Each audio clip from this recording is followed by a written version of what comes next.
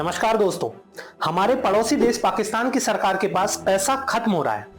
Petrol, diesel, बिजली और खाने के भाव इतने बढ़ चुके हैं कि एक अच्छी खासी कमाई करने वाला मिडिल क्लास परिवार भी खाने की हर चीज खरीदने के बारे में 100 बार सोच रहा है। और गरीबी रेखा के नीचे रहने वाली जनता का हाल तो बद से बदतर हो चुका है। आपको यह जानकर हैरानी होगी कि पाकिस्तान के फॉरेन रिजर्व में सिर्फ 3.2 बिलियन डॉलर ही बचे हैं, जिससे सिर्फ एक महीने के इंपोर्ट्स ही हो सकते हैं। और इस एक महीने में अगर पाकिस्तान को किसी देश ने लोन नहीं दिया तो पाकिस्तान पूरी तरीके से डूब जाएगा। लेकिन आखिर पाकिस्तान की इकोनॉमी की हालत इतनी खराब हुई कैसे, आइए जानते हैं। पिछले दिनों पाकिस्तान के डिफेंस मिनिस्टर ख्वाजा आसिफ ने साफ शब्दों में कहा कि पाकिस्तान दिवालिया होने की कगार पर नहीं है, बल्कि यह पूरी तरीके से दिवालिया हो चुका है। हालत इतनी खराब है कि जहां किसी भी डेवलपिंग कंट्री में महंगाई की दर 4 से 7% के बीच होती है, तो पाकिस्तान में यह 27% तक पहुंच चुकी है और यह लगातार बढ़ रही है। पिछले साल फरवरी में जहां पाकिस्तान में एक यूएस डॉलर की कीमत 175 रुपए थी, वो आज 255 रुपए के पार पहुंच चुकी है, जिस वजह से पाकिस्तान को सामान खरीदना और बेचना काफी महंगा पड़ रहा है। ग्राउंड लेवल रिपोर्ट्स की बात करें तो पाकिस्तान में इस वक्त 1 लीटर पेट्रोल 272 रुपए, डीजल 280 रुपए और केरोसिन 200 रुपए प्रति लीटर की कीमत के पार पहुंच चुका है। और पाकिस्तान की गवर्नमेंट इसकी कीमतें आए दिन बढ़ाई जा रही है, जिसके चलते जनता में आक्रोश फैला हुआ है। इतना ही नहीं, पाकिस्तान सरकार दुकानदारों को रात 8:30 बजे के बाद लाइट्स बंद करने के लिए कह रही है, क्योंकि देश में बिजली खत्म हो रही है।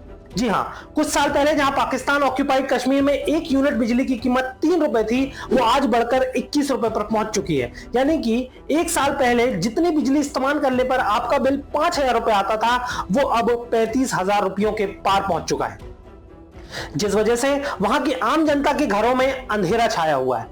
पाकिस्तान के प्राइम मिनिस्टर शहबाज शरीफ का कहना है कि पाकिस्तान पिछले 75 सालों से भीख मांग रहा है और इस वक्त उनके पास नाउ और नेवर की सिचुएशन आ खड़ी है।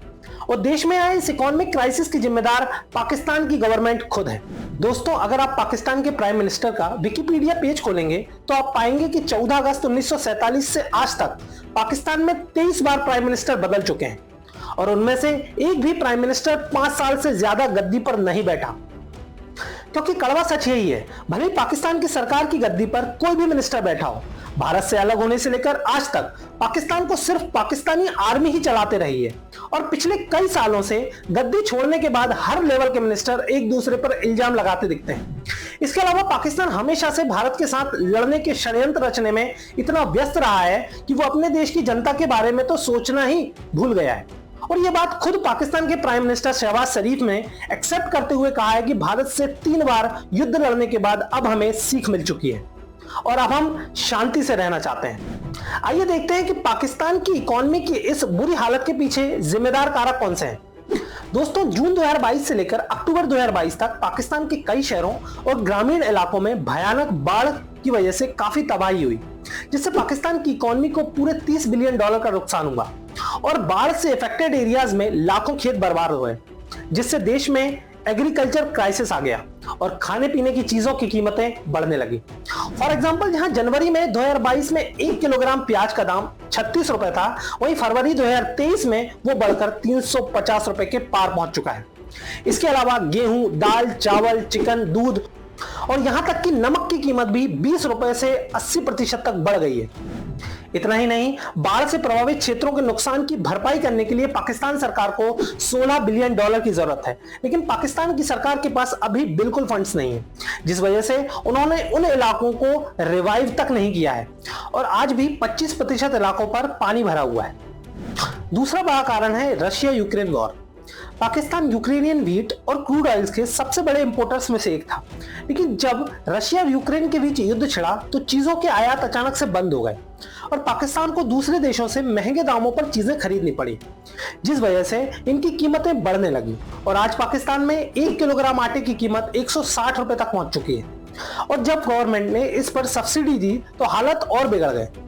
जी हां, सस्ता आटा खरीदने के लिए लोग ट्रकों के पास घंटों लाइन में खड़े रहने लगे और एक दूसरे को धक्का देने लगे और यहां तक कि अनाज की गाड़ी पर हमला होने तक की खबर आने लगी। इकोनॉमिक इंडिकेटर्स डेटा की माने तो फॉरेन रिजर्व्स कम होने के चलते इंपोर्ट्स पर रोक लगाना, बार बार सरकार का बदलना और क्लाइमेट डिजास्टर्स की वजह से पाकिस्तान की इकोनॉमी पिछले कुछ सालों से साल दर साल गिरती जा रही है।